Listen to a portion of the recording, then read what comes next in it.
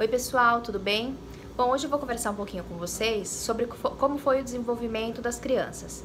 Eu faço parte de alguns grupos em rede social, no Face, no Instagram, inclusive eu vou deixar até aqui embaixo para vocês quais são esses grupos, de repente se vocês quiserem seguir também, é bem legal para a gente poder se inteirar, né, das dúvidas de outras mães, às vezes aconteceu com a gente pode ajudar também.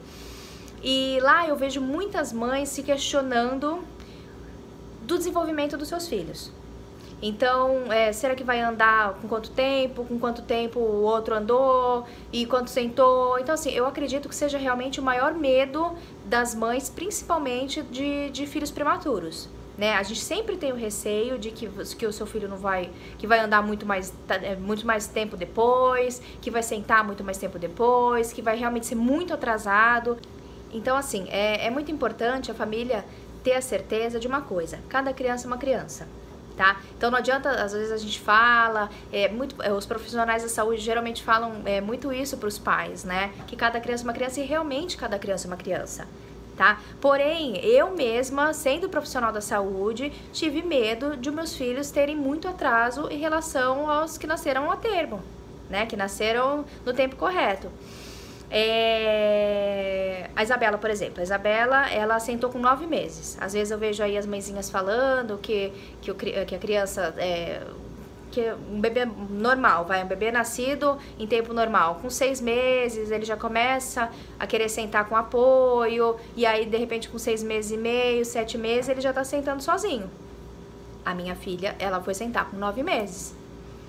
Não fiz fisioterapia nela, eu dei o tempo dela e do José Felipe, do irmão gêmeo dela.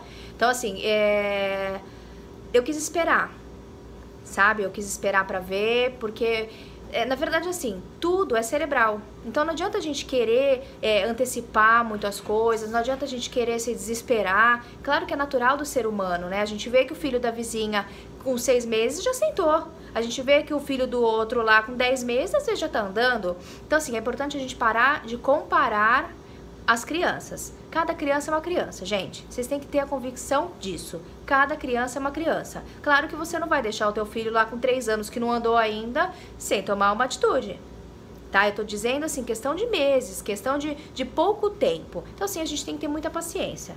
Tá? Então, por exemplo, a Isabela, ela sentou com 9 meses, ela sentou justamente no Dia da Mulher, né? E foi uma grande conquista, porque ela nasceu com 1,314 kg, ela era muito miudinha, muito pequenininha. Quando ela nasceu, ela não abria nem os olhos, de tão pitoquinha que era, tão prematura que era, sabe? Então, assim, ela me deu mais medo de repente, sofrer um atraso maior. E graças a Deus não foi tão atrasada assim, tá? Então o Felipinho já acabou sentando um pouquinho antes dela, mas também foi pouca coisa. E pra andar, ela já andou antes dele, ela andou com 1 ano e 1 mês, mais ou menos, ela já começou a dar uns passinhos, com 1 ano e 2 já andava sozinha, e ele com 1 ano e 3 que começou a andar. Também com dificuldade, aquela coisa normal de qualquer criança que está aprendendo a andar. Mas assim, é importante as pessoas terem a noção do seguinte: o desenvolvimento não é só o desenvolvimento físico, o desenvolvimento motor, é um desenvolvimento também cerebral, tá? Todos os nossos neurônios, eles vão fazendo a conexão neurônio com neurônio, neurônio com neurônio, aos poucos, entendeu? Então, assim, é importante o que a gente então pode fazer para ajudar os nossos filhos a andarem, a sentarem? É estimular. A gente tem que estimular, a gente tem que estimular, a família tem que estimular, não é o andador que tem que estimular, tá? Eu, como fisioterapeuta, eu abomino o uso do andador, tá? O andador não serve para justamente nada. O andador é muito perigoso, porque a criança às vezes acaba perdendo a noção da velocidade do andador e pode bater em algum lugar.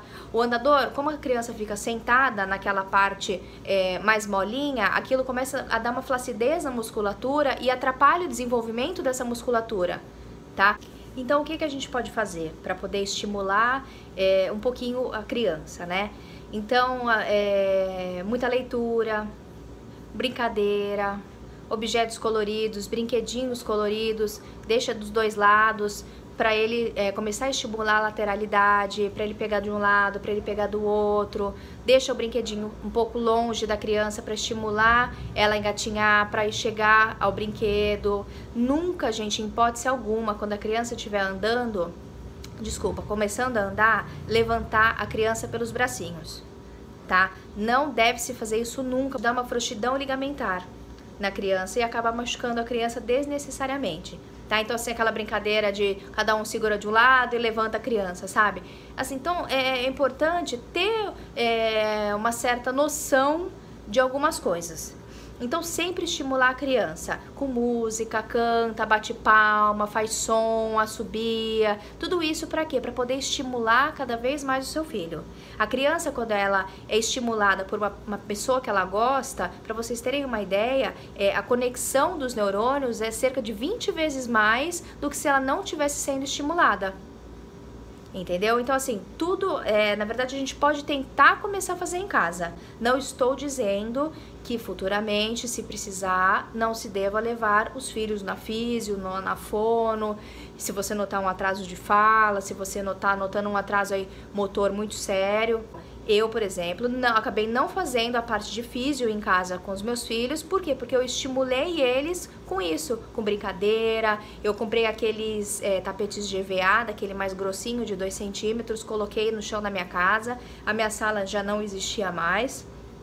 Eu coloquei porque para eles ficarem soltos, sabe? Então, assim, eles exploravam muito as coisas, mesmo ainda quando não estavam andando, estavam gatinhando para lá e para cá. O Felipinho, ele demorou um tempo maior para poder gatinhar com os 4 apoios, tá? Então, ele gatinhava só com a parte da frente, ele arrastava as partes de trás. Não sei se porque ele era mais gordinho ou se, enfim, porque era preguiçoso ou porque nessas coisas, infelizmente, a gente não tem como ter certeza de nada, né? Mas eles exploravam tudo, deixava brinquedos na mão, sabe? E coisas para eles pegarem, brinquedinho mole, brinquedinho mais durinho.